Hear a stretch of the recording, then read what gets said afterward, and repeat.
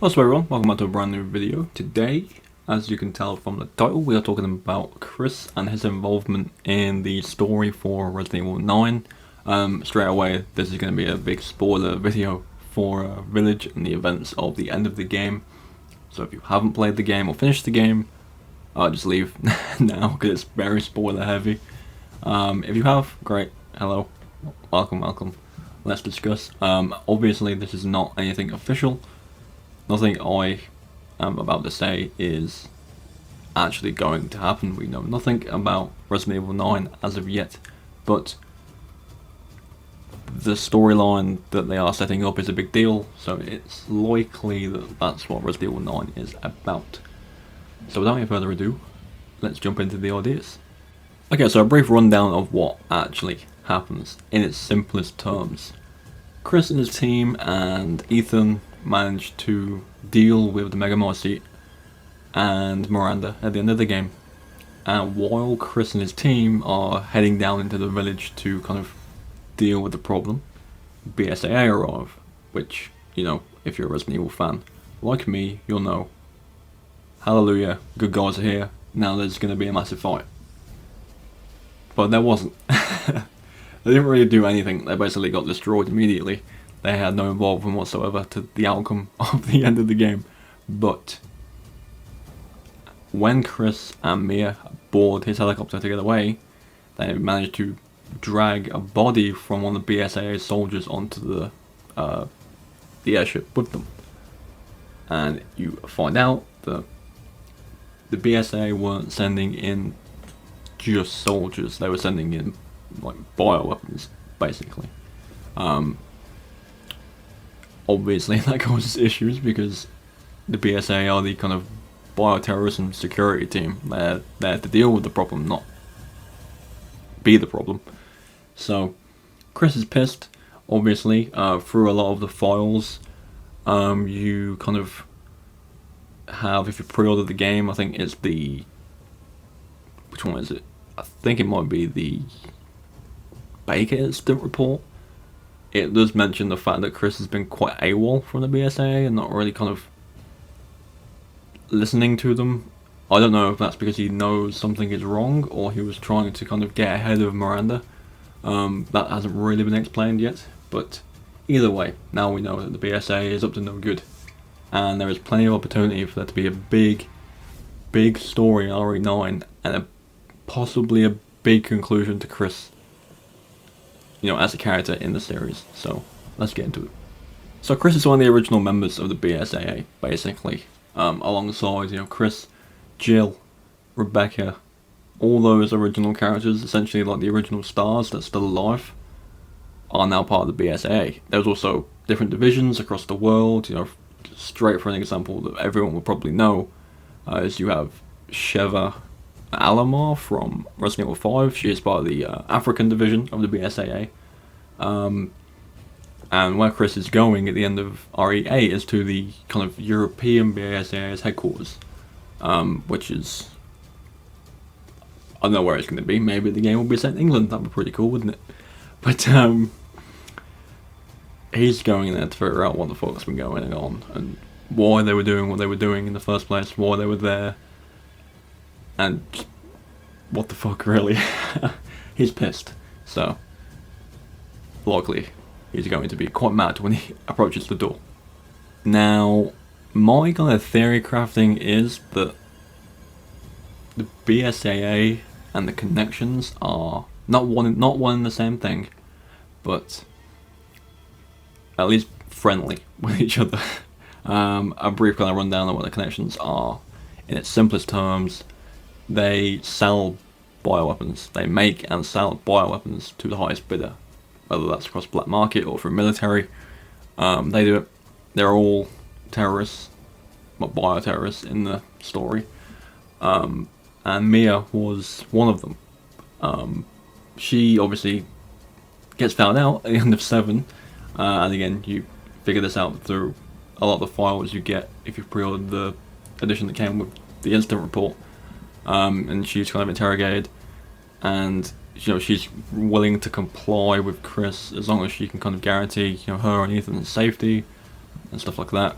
So obviously they get like a house in Europe, which is under protection by Chris and his team. And, you know, still, things go to shit in Resident Evil 8. But, yeah, she's one of the connections. They're a bunch of bad people that sell bad things to people with a lot of money. So, and they also created Evelyn. So, you know, big deal. But one of the things that's interesting about the connections, and again, I've made a video about the connections in depth as it possibly can be for now. I'll leave a link to that in the description. Is they are headed by someone who was an ex-high up at Umbrella, and we all know who Umbrella is. The person involved with the connections knows Oswald's I think his name's in the files, but I honestly can't remember what it is. There's a name, so you know who it is. But this character is yet to be introduced, so maybe he's the one pulling all the strings. You know, maybe the BSAA is. Maybe they're not necessarily bad, but they're kind of backed into a corner, you know? So my idea for Chris's involvement in Resident Evil 9 is for him to kind of discover this, find out what's going on, and just guns blazing, really. Not Resident Evil 6 guns blazing, although I do expect there to be some kind of massive confrontation in Resident Evil 9, so I'm just going to say this now.